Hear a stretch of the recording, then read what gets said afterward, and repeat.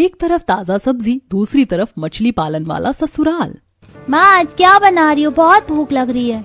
बच्चों अभी मैं मसाला पीस रही हूँ, तुम्हारे पापा का फोन आया है, वह मच्छी लेकर आ रहे हैं। आज मैं मच्छी करी बनाऊंगी। क्या? मच्छी करी? मच्छी करी तो मेरी फेवरेट है। मछली बनाने के लिए जब निशा मसाले सिलबट्टे पर पीस रही होती है तभी आशा और विनोद हाथों में कुछ सब्जी लेकर घर आते हैं और निशा से कहते हैं, बहू मसाला पीस रही हो इतना सारा? आज बाजार में कुछ सब्जी बच गई थी, एक काम करो तुम सब्जी बना लो। पर माँ जी आज मछली बहुत ज्यादा बच गई, उनका फोन आया था, उन्होंने बोला है कि वो आज मछली लेकर घर आ रहे हैं। बहू मछली तो जिंदा है, उसको हम पानी में रख देंगे तो वो सुबह तक चल जाएगी, पर ये सब्जियां थोड़ी सी खराब हो रही हैं, सुबह तक पूरी खराब हो जाएंगी, इसलिए तुम सब्जी बना लो, मछली सुबह बना लेना, ये सारे सामान सुबह के लिए संभाल के रख लो। आशा विनोद के कहने पर निशा मसाला पीस कर एक कटोरी में रख देती है और सब्जी बैठकर काटने लगती है। ये देख दोनों बच्चों का मुंह बन जाता है। हमने कल भी सब्जी खाई थी, आज भी सब्जी खाएंगे। सुबह मैंने सोचा था कि आज मछली करी खाएंगे, पर अब तो लगता है ये हरी घास फूस सब्जियां ही खानी पड़ेंगी। कोई बात नहीं बच्चों, हमारा तो सब्जी की खेती का और दूसरी तरफ मछली पालन का काम होता है। ऐसा तो है नहीं कि तुम्हें मछली खाने को नहीं मिलती, इसीलिए मुंह बनाना बंद करो और सब्जी खाना भी अच्छी बात होती है। निशा अपने बच्चों को समझाकर सब्जी बनाने के लिए बैठ जाती है। कुछ ही देर में रवि और सुमित मछलियां लेकर घर आते हैं।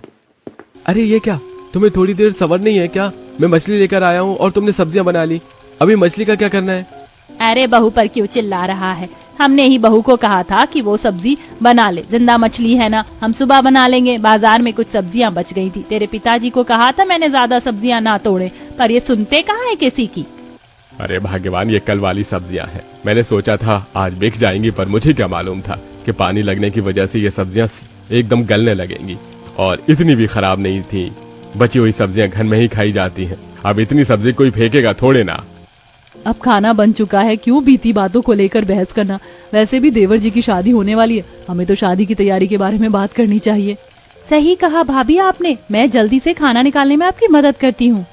अपने घर वालों की बात सुनकर सुमित थोड़ा सा शर्मा जाता है और चुपचाप खाना खाने लगता है। तो वहीं सभी लोग सुमित की शादी की बातें करते हैं। माँ भैया को भी लड़की पसंद है, मैं तो कहती हूँ इस बार जब तुम जाओ तो शादी के लिए डेट ही डाल देना। मैं भी सोच रही थी कि शगुन का सामान लेकर जब जा ही रही हूँ तो क्यों ना हम कुछ मछलियाँ भी लेकर जाएं।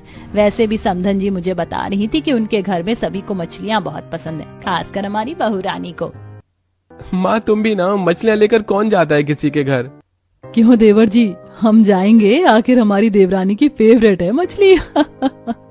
इतना बोलकर सब हंसने लगते हैं और खाना खाकर सभी अपने कमरे में जाकर सो जाते हैं।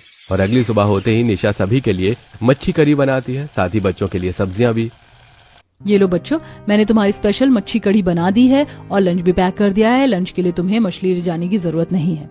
बहू याद है ना, आज शाम को हम सभी को तुम्हारी होने वाली देवरानी के घर जाना है, इसलिए सारे काम जल्दी से कर लेना। मैं और तुम्हारी सास खेत जा रहे हैं। इतना बोलकर विनोद और आशा कुछ सामान लेकर खेत जाते हैं और सब्जियों की खेत की जुताई करते हुए बातें करते हैं। निशा बहू कितनी समझदार है, अकेले ही सारे काम कितनी बखूबी से कर लेती है। भगवान करे बस मेरी छोटी बहू भी वैसी ही हो। अरे आशा चिंता मत करो, हमारी संगीता बहू बिल्कुल वैसे ही है जैसे निशा बहू है।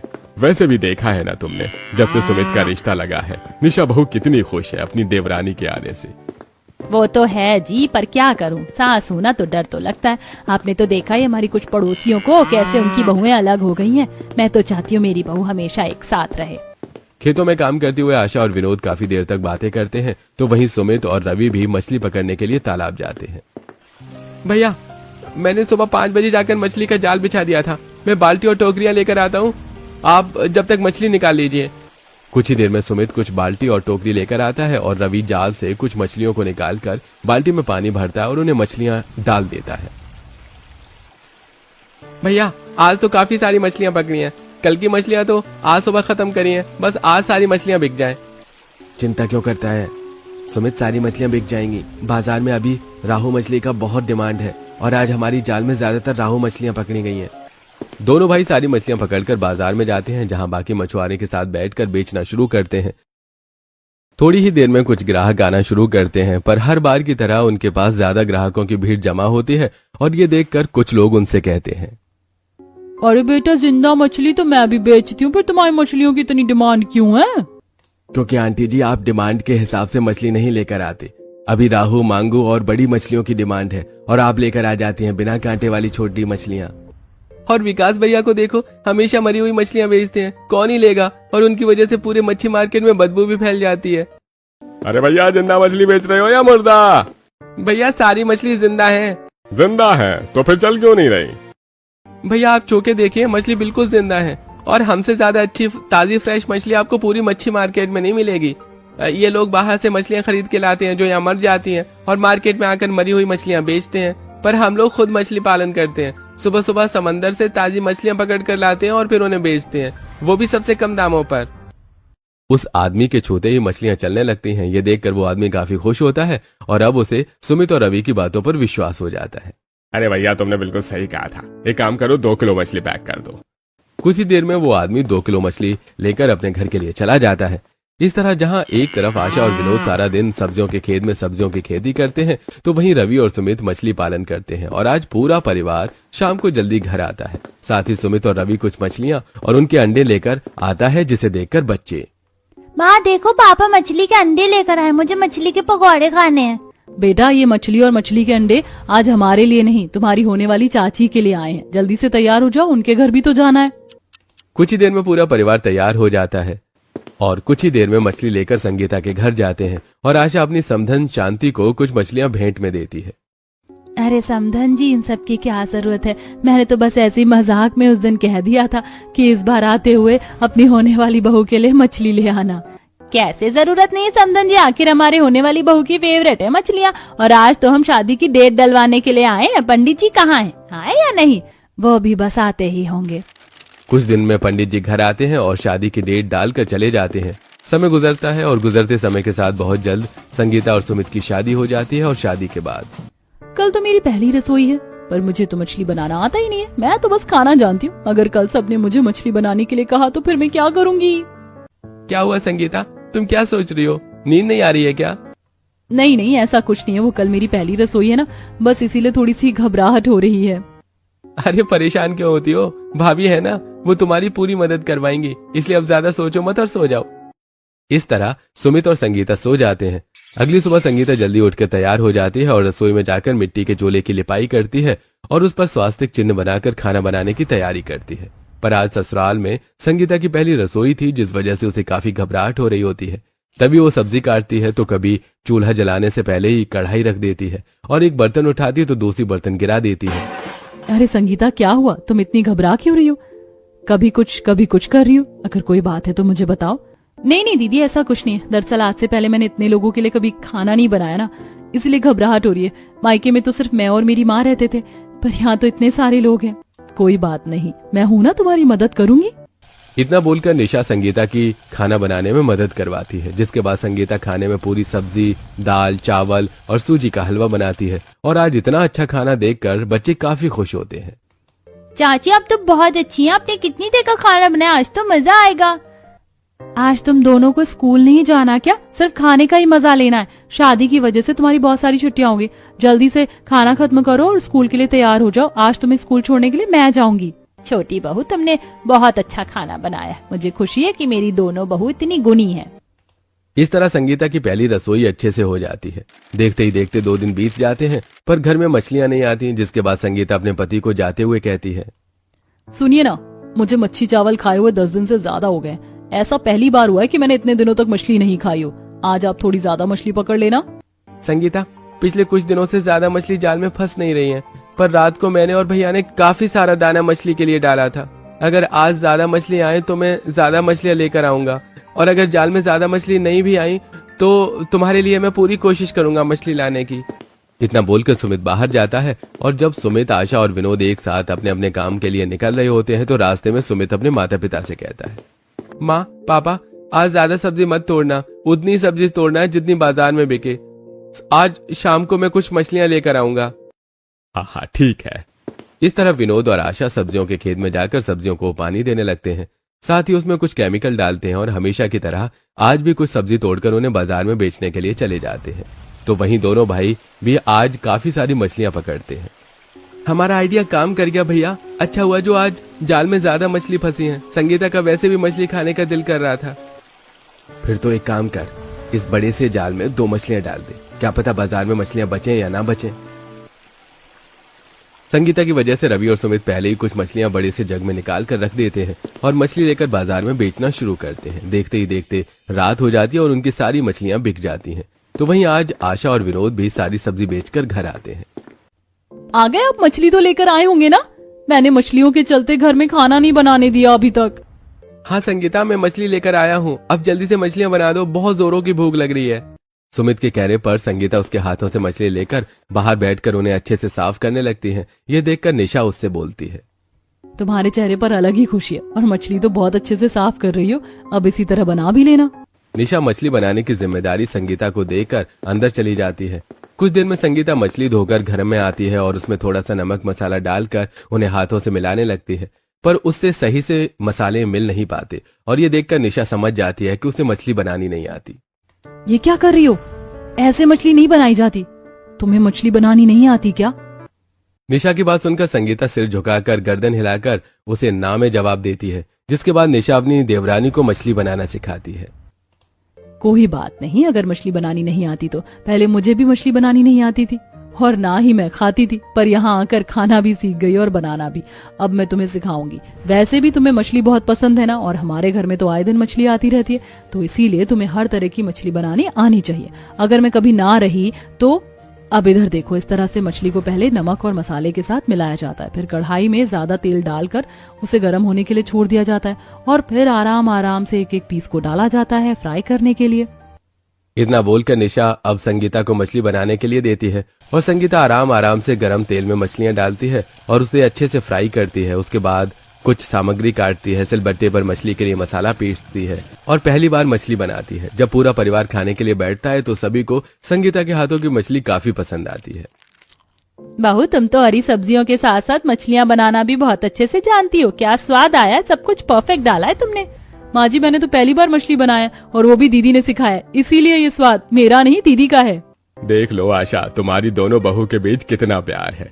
तुम ऐसे ही डर रही थी। बहू इसी तरह हमेशा एक साथ रहना और एक दूसरे की मदद करते रहना।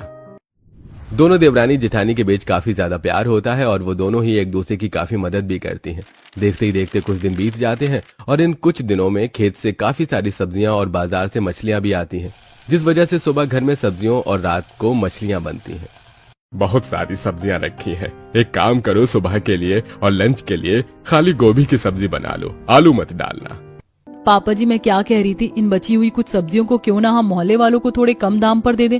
इस तरह हमारे हाथ कुछ पैसे भी आ जाएंगे और आज हम लोग कुछ नया भी खा लेंगे। वैसे भी कुछ दिनों से मेरा कुछ बाहर खाने को बड़ा दिल कर रहा है। हमेशा तो हम सुबह सब्जी और रात को मछली खाते हैं। अरे बहू, तुझे नहीं पता, हमारी पड़ोसन बड़ी कंजूस है। कोई इन खराब सब्जियों के दाम नहीं देंगे। लोग अंदर से नहीं, सब्जियों को ऊपर से देखते हैं। अगर ऊपर से एक भी दाग दिख गया ना तो वो सब्जी नहीं लेते। और बाहर का क्या खाना है तुझे? असली प्रोटीन सब्जी और मछली में ही होती है। जब आशा संगीता को सब्जी बनाने के लिए कह रही होती है तभी उनकी एक पड़ोसन घर आती है। आशा बहन, अरे ओ आशा बहन, तुम्हारे पास गोभी रखी है क्या? मेरे पास घर में एक भी सब्जी ने अगर थोड़ी सी गोभी रखी है तो दे दो ना, बदले में 10 रुपए ले लेना। हाँ दीदी, घर में जो भी गोभियाँ रखी वो सारी हमने बना ली। आप 10 मिनट पहले आती तो आपको वो भी मिल जाती। अच्छा, तो फिर तुम खेत जा रही हो ना सब्जियों के लिए, मैं अभी चलती तुम्हारे साथ, एक आधी सब्जी तोड़ कर दे देना। नहीं बहन, आज हम सब्जी नहीं तोड़ रहे हैं क्योंकि आज खेत में बहुत सारा काम है और जब सब्जी बेचने के लिए जाना ही नहीं तो फिर सब्जी तोड़ना क्यों। घर में सब्जी होने के बाद भी आशा अपनी पड़ोसन से झूठ कह देती है और अपने पति के साथ बाजार चली जाती है। तो वहीं संगीता पलंग के नीचे से कुछ सब्जियां निकालते हुए खुद से कहती है, घर में सब्जियां सड़ रही हैं, पर फिर भी माँ जी अपनी आस पड़ोस की औरतों को सब्जियां नहीं बेचना चाहती। अरे वो कोई मुफ्त में थोड़ी ना मांग रही थी, पैसे तो दे रही थी। मुझे तो इन लोगों को समझ में ही नहीं आता है। देखते ही देखते पूरा दिन बीत जाता है और रात संगीता के सिर में दर्द होने लगता है, पर फिर भी सब उसी को मछली बनाने के लिए कहते हैं। अरे वाह भैया, आज तो आप छोटी मछलियाँ लेकर आए। भाभी देखो, आज आपकी फेवरेट छोटी वाली मछली आई है, जल्दी से इन्हें बनाना शुरू कर दो और हाँ, कुछ फ्राई कर देना। इन्हें तो ऐसे ही कुरकुरे खाने में मजा आता है। लगता है मैंने इन लोगों को गलती करी है बताकर कि मुझे मछली खानी पसंद है। इन्होंने तो रोज का रूटीन बना लिया है। बेकार सीखा मैंने मछली बनाना।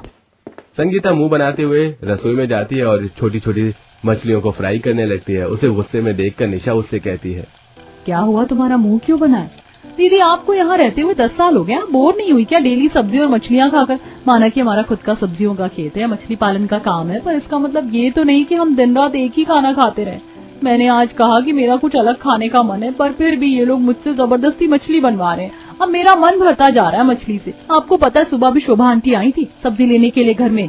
सब्जी होने के बाद भी माँ जी ने उनसे झूठ कह दिया। अब तो आदत हो गई है, मैंने तो अपनी इच्छाओं को ही मार दिया। और रही पड़ोसी की बात, तो वो लोग बाजार के रेट के हिसाब से सब्जी नहीं लेते।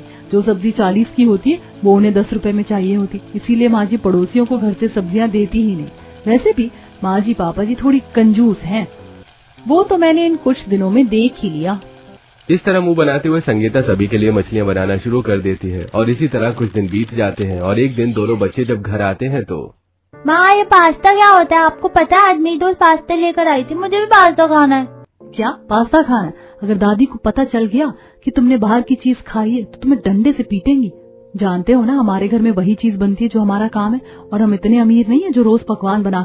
दीदी बच्चे ही तो हैं, अब बाहर जा रहे हैं 10 तरह की चीज देखेंगे तो खाने का दिल तो करेगा ही। आप लोगों का दिल नहीं भरता एक तरह का खाना खाने से? तो क्या हम तो इंसान हैं, हमारा तो भरता है। बच्चों चलो आज हम बाजार से पास्ता लेकर आते हैं और उसे मैं बनाऊंगी। बच्चों का पास्ता खाने का काफी मन होता है। वहीं संगीता भी रोज एक खाना खाकर बोर हो चुकी थी, जिस वजह से वो बच्चों के साथ बाजार जाती है और पास्ता लेने लगती है। ये देखकर उसकी कुछ पड़ोसन उससे कहती हैं, अरे बहू तुम पास्ता ले रही हो? तुम लोग के घर में भी पकवान बनने लगे? वैसे मैंने कभी देखा नहीं आशा बहन को बाहर की चीज खाते हुए। ऐसा नहीं है आंटी जी, हो सकता है बहू की हमारी गलत फहमी हो। वैसे तुम खाना बहुत अच्छा बनाती, पूरे गांव में तुम्हारे हाथों के खाने की खुशबू फैल जाती। मैंने तो तुम्हारी सास से तुम्हारी कई बार तारीफ भी करी है। सुमित्रा बातों के साथ साथ संगीता से उसकी सास की बुराई करके चली जाती है। कुछ देर में संगीता पास्ता लेकर घर आती है और अपनी बहू के हाथों से पास्ता देखकर आशा पर नाराज होती है। बहू हमारे घर में मैदा तो नहीं बनेगा, मैदा खाने से तबीयत खराब होती है। और अगर तुझे फिर भी ये आस्था पास्ता खाना है तो तुझे जो खाना है खा, पर 2 दिन बाद, क्योंकि अभी ही सब्जी बनेगी। मैं नहीं चाहती कि पास्ता की वजह से मेरी सब्जी बर्बाद हो। माँ जी पास्ता से पेट नहीं भरता और पास्ता में भी सब्जियां डलती हैं। मैं सब्जियों का इस्तेमाल करके पास्ता बनाऊंगी, ऐसे आपकी सब्जी भी खत्म हो जाएगी और हम पास्ता भी बनाकर खा लेंगे। बहू तुम्हें खाना है तुम खाओ, पर इस घर के बाकी लोग नहीं खाएंगे। हाँ भाभी, मैं और बच्चे भी नहीं खाएंगे। काजल और आशा की बात सुनकर दोनों बच्चे दुखी हो जाते हैं, जिस वजह से संगीता गुस्से में पास्ता नहीं बनाती और ना ही खाना बनाती है।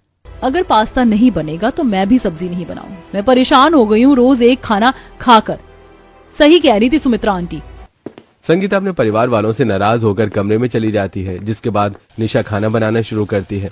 इसी तरह कुछ दिन बीत जाते हैं और संगीता सही से खाना नहीं खाती। ऐसे ही एक दिन गली में बर्गर टिक्की वाला आता है, जिसे देख बच्चे निशा से जिद करते हैं।